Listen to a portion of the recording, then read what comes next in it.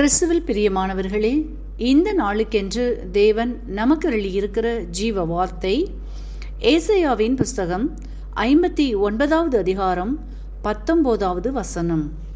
வெள்ளம் போல் சத்துரு வரும்பொழுது கர்த்தருடைய ஆவியானவர் அவனுக்கு விரோதமாய் கொடியேற்றுவார். எனக்கு அருமையான சகோதர சகோதரிகளே, இன்றைய நாள் கர்த்தர் உங்களின் தேவைகள் எதுவாக இருந்தாலும் அவற்றை ஆச்சரியமாய் சந்திக்கும்படி தடைகளை உடைத்து வெற்றியின் பாதையில் நடத்தி செல்லுகின்ற நாளாய் வாக்கு பண்ணி ஆசிர்வதித்து இருக்கின்றார். இன்றைக்கும் அநேகரின் வாழ்க்கையில் பல தேவைகளுக்காகவும் ஆசிர்வாதங்கள் நன்மைகளுக்காகவும் சுகத்திற்காகவும் அற்புதங்களை காணும்படிக்காகவும் நீண்ட நாள் காத்திருப்பீர்கள்.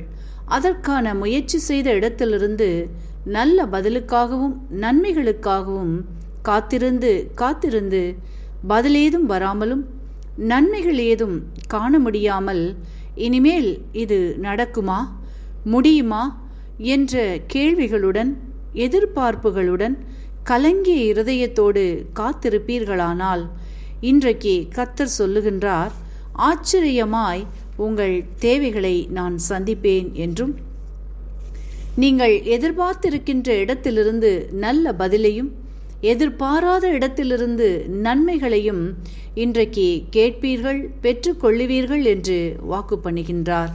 வார்த்தையை விசுவாசியுங்கள், ஆசிர்வாதங்களை பெற்றுக்கொள்ளுவீர்கள்.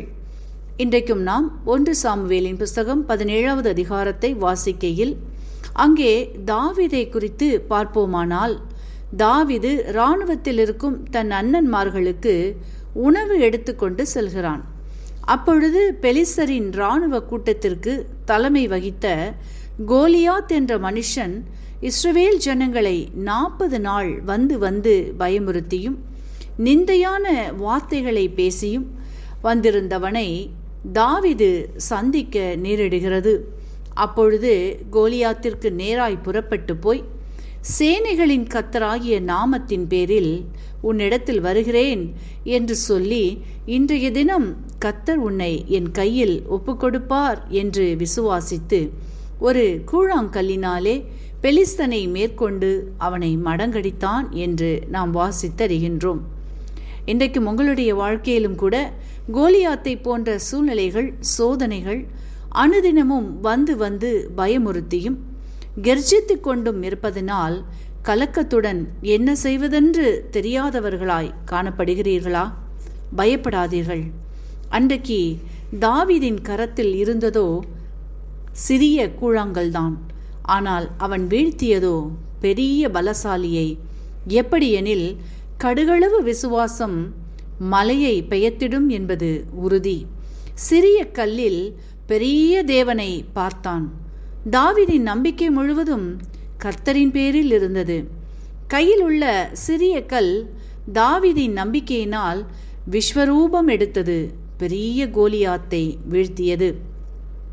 இன்றைக்கும் உங்களின் எவ்வளவு பெரிய சூழ்நிலைகளாக, குணமாக்கவே முடியாத வியாதிகளோ, தீர்க்கவே முடியாத பிரச்சனைகளோ, கடக்கவே முடியாத பாதைகளோ, திறக்கப்படாமல் இருக்கின்ற கதவுகளோ, பெற்றுக்கொள்ளவே முடியாத நன்மைகளோ, ஆசிர்வாதங்களோ, இப்படி எதுவாக இருந்தாலும் இன்றைக்கு உங்களின் பார்வையும் விசுவாசமும் சேனைகளின் தேவன் கர்த்தரை சார்ந்திருக்குமானால் நீங்கள் காண்கின்ற சந்திக்கின்ற சூழ்நிலைகள் உங்களுக்கு சிறியதாக தோன்றும்.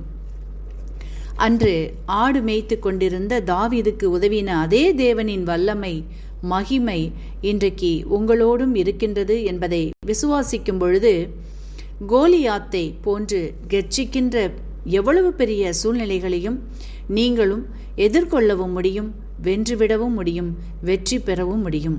வார்த்தையை விசுவாசியுங்கள், அற்புதங்களை காண்பீர்கள்.